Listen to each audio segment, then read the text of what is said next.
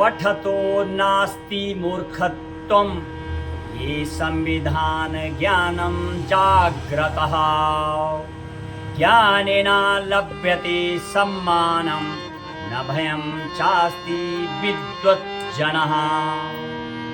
क्या कहती है पंक्तियां? संविधान के ज्ञान का प्रकाश। जब आपके पास संविधान का ज्ञान होता है तो पठतो नास्ति मूर्खत्वम् ये संविधान ज्ञानम जाग्रतः। स्वाध्याय और अध्ययन करने वाले मूर्ख नहीं हो सकते हैं और वे संविधान के ज्ञान को प्राप्त करने के लिए हमेशा जागृत रहते हैं। ज्ञानेन लभते सम्मानम न भयं चास्ति विद्वज्जनः। और जिनको संविधान का ज्ञान होता है उनको किसी प्रकार का भय भी नहीं होता है और उन्हें विद्वान जन भी कहा जाता है। और क्या कहती अगली पंक्तियां?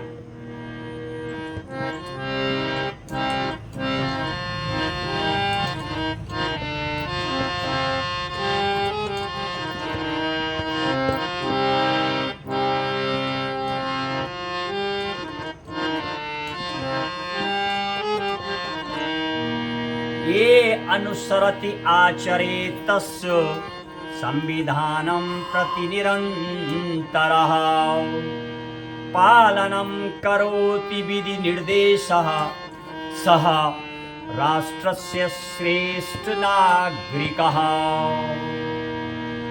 और जब कोई स्वाध्याय प्रत्येक दिन करता रहता है तो ऐसे ज्ञानी व्यक्ति को सम्मान प्राप्त होता है तथा ऐसे विद्वान मनुष्य अर्थात संविधान की जानकारी होने से उन्हें किसी से डर की आवश्यकता भी नहीं होती है, जो हमेशा संविधान का पालन करते हैं। पालनम करोति विधि निर्देशः सः राष्ट्रस्य श्रेष्ठ नागरिकः। और उन्हें एक श्रेष्ठ नागरिकता का दर्जा भी मिलता है और संविधान की जानकारी स्वाध्याय से ही संभव हो पाती है। और इसीलिए हमारी जो समिति है Ganga 24 express education research academy और तमाम हमारे मार्गदर्शक गुरुजनों के द्वारा जो समाज को इसको देने का प्रयास किया जा रहा है कि आप एटलीस्ट जो आप जब संविधान का अध्ययन करेंगे एकदम आप भाग 1 में कैसा है देश, राज्यों, बाउंड्री का वर्णन, उसके बाद जब भाग 2 में आप प्रवेश कर नागरिकता के बारे में और आर्टिकल एकदम श्री से लगा मिलता है। भाग 3 में सबसे अहम मौलिक अधिकार यानी 12 to 35 पहले जब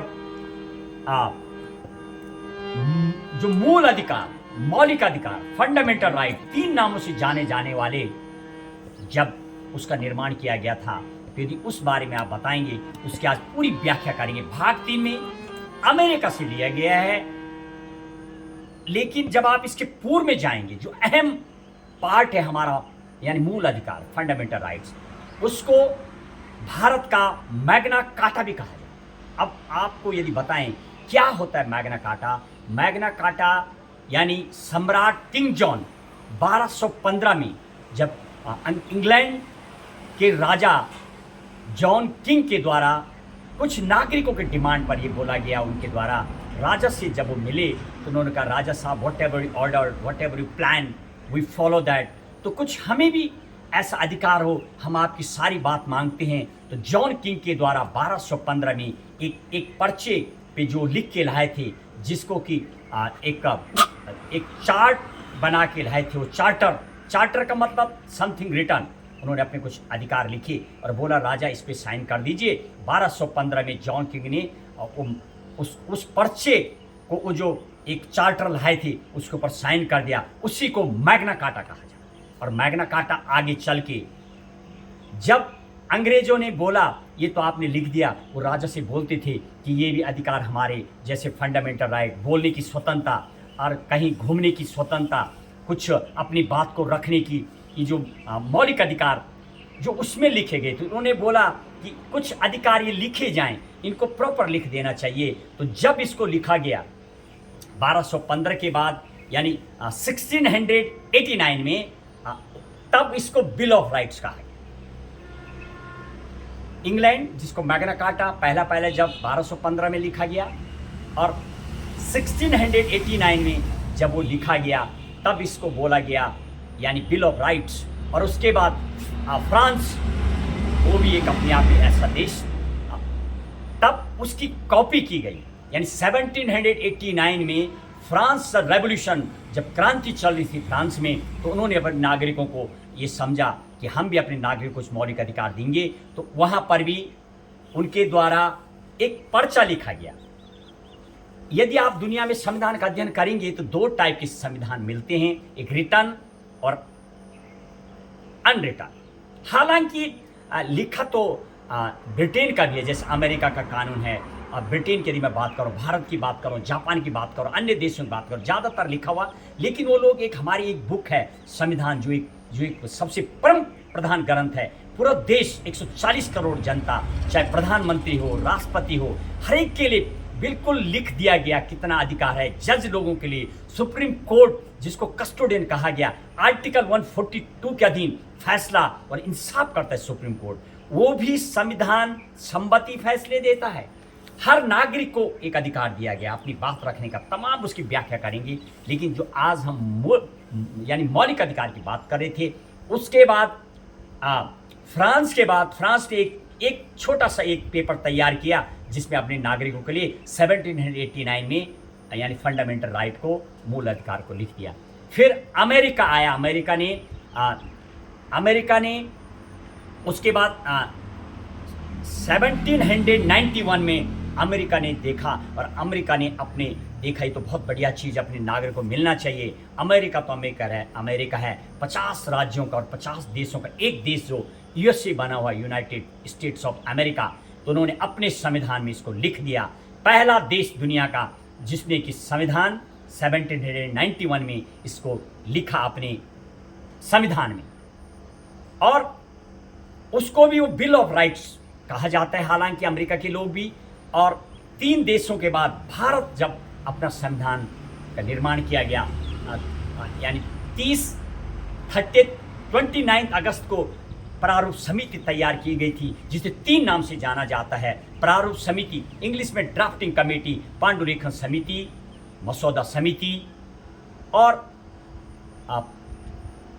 प्रारूप समिति नाम से जाना जाता है। पांडुलेखन, मसौदा समिति, पांडुलेखन समिति और प्रारूप समिति, ड्राफ्टिंग कमेटी। जब 30 अगस्त 1947 को जब डॉक्टर भीमराव अंबेडकर की जो समिति थी, 7 लोगों की, उसके अध्यक्ष थे भीमराव अंबेडकर, और संविधान legal constitutional adviser Benegal Narasimha Rao जो प्रारूप तैयार करते थे, प्रारूप उनको सौंप देते थे, उसके बाद वो लिखते थे संविधान का आप डीप में और अध्ययन करेंगे। तो इस तरीके से 22 टोटल समिति बनाई गई थी संविधान की, 299 लोगों की, जिसमें 15 महिलाएं थी। पहले 389 थी, जब पहले 1946 में जब संविधान सभा का निर्माण किया गया। लेकिन जब डिवाइडेड हो गया पाकिस्तान, तब उसके बाद 299 समिति रह गई।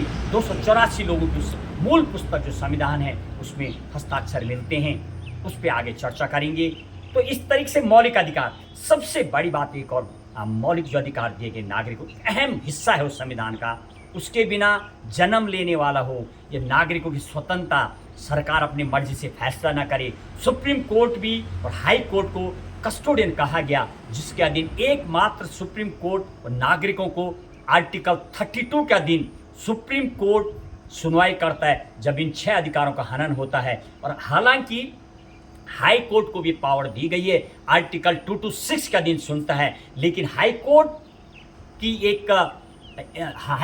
की एक विवेकाधीन होता है। हाई कोर्ट सुन भी सकता है, नहीं सुन सकता है। लेकिन सुप्रीम कोर्ट को भारत देश की संविधान ने आर्टिकल 32 के अधीन जब हनन होता है, 24 घंटा कभी भी आप सुप्रीम कोर्ट का दरवाजा खटखटा सकते हैं और आपको सीधे सुप्रीम कोर्ट फैसला देता है।